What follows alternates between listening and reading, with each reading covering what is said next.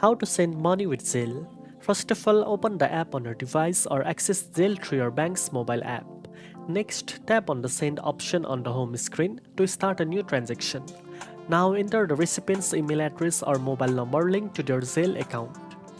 Double check the information to ensure your payment goes to the correct person. After that, enter the amount you want to send and add a note if you want to describe the payment.